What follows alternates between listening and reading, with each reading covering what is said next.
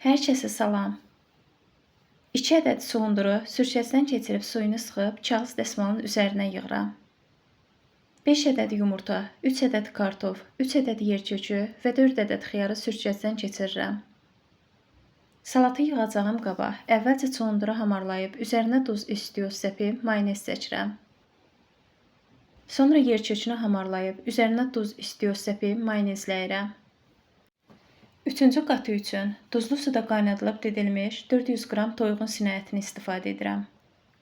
Hamarladıqdan sonra üzərini mayonezləyib, sonra xiyar turşusunu, sonra isə yumurtanı hamarlayıram.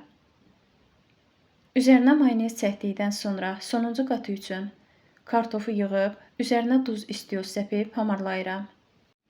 Salatı sunum edəcəyim qaba qoyub, üzərinə 150 qram qovrulub üyüdülmüş qoz ləpəsi səpirəm və hazır olur.